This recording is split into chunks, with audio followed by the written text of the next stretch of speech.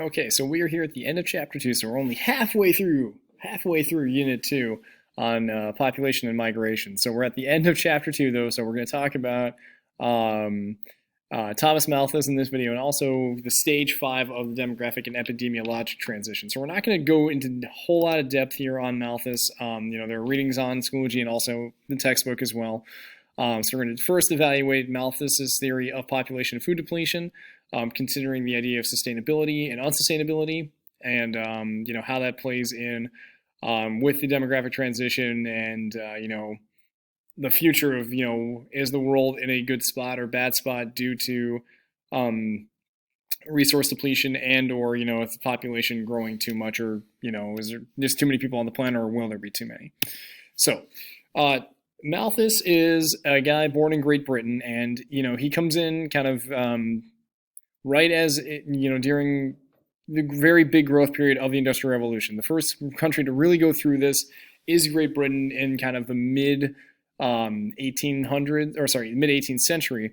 And so kind of what he's seeing in England is that there's just not enough food growing, or he doesn't think there's going to be enough food going around, because he sees an increase in poverty, he sees an increase in homelessness as a result, because so many people are being born as a result of the Industrial Revolution. He's starting to see that population skyrocket. So he thinks that the population is growing too fast geometrically, and that'll lead to starvation as the food supply does not keep up. So he's assuming that here is our population, that food is just a constant, it's just only going to grow at this kind of rate, but over time population is going to exceed that and really going to outstrip the food supply. So his idea here in his essay on the principle of population says that this will occur everywhere unless one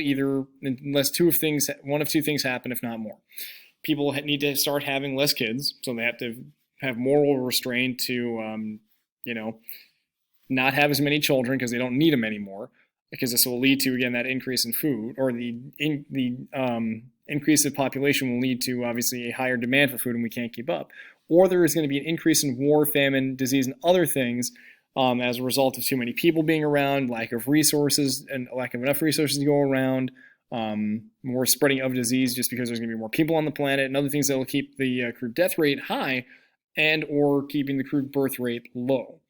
So Malthus believes that the Earth is heading for this crisis. Now this is 200 years before, and we're still just around 1 billion people on the planet. All right. So in class, we're going to have this kind of more, this will be more of a Schoology thing, but I'll also talk about this a lot in class about is he right or wrong, creating those examples. So I'm going to quickly blow through that and go to the stage 5 in the transition models. All right. And this is whether or not Malthus is correct with his theory about what is happening, and considering that within what is happening in stage 4 of the demographic transition. So we also want to throw in these two terms. So we already kind of went over the term pandemic, which is something that happens globally, worldwide. So something like HIV/AIDS, obviously COVID fits in there, but endemic is a disease that is happening in a particular area. So malaria is essentially contained within tropical areas. Well, epidemics spread across a region like Zika or Ebola, and pandemic again is global, worldwide. So for a reason why Thomas Malthus might be wrong is this idea of what we call the stage 5 of the demographic transition. All right, so this is low crude birth rate, but increasing death rate, because just life expectancy, people are living longer, but eventually, people still do die, but there's just not enough births to replace those people who are dying at the other end.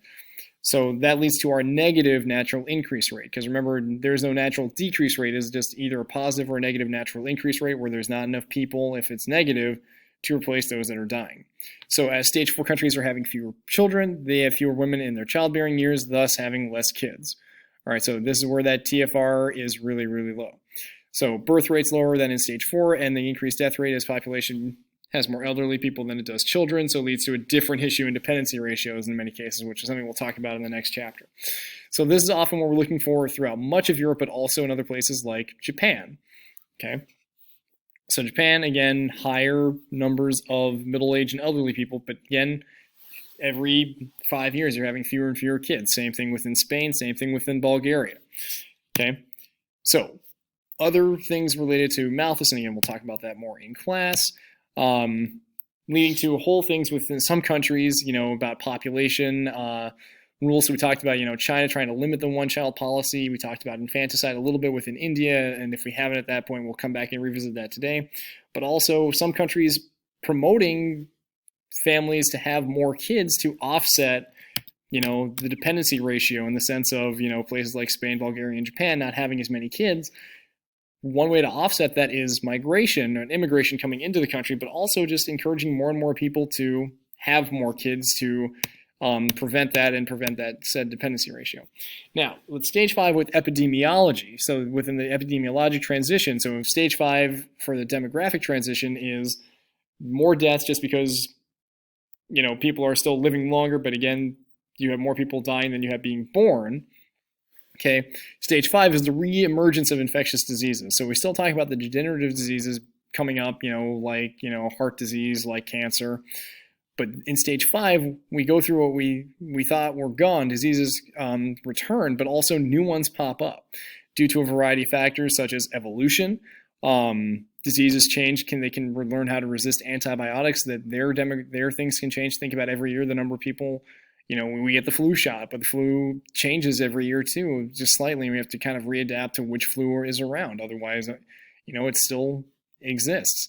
But also people not getting vaccinations and choosing not to, which could prevent the spread of said diseases from popping up, scarlet fever, polio, things that we essentially thought we eliminated almost 100 years ago. We still see reemerging in places, including in the United States, because people do not believe in the vaccination part. Poverty. Diseases typically spread in more prevalent, poorer areas because of unsanitary conditions, and also not being able to afford or get access to medical care. So we looked at that a little bit in terms of the maternal mortality rate and infant mortality ratio, in the sense that not everyone has equal access to medical care. And this is the same, and not every place has equal access to sanitary conditions or sanitary medical care at all. All right, but also money plays a big role in that. Relocation diffusion. So we have our greater connections with globalization and travel, allowing for easier spread of diseases.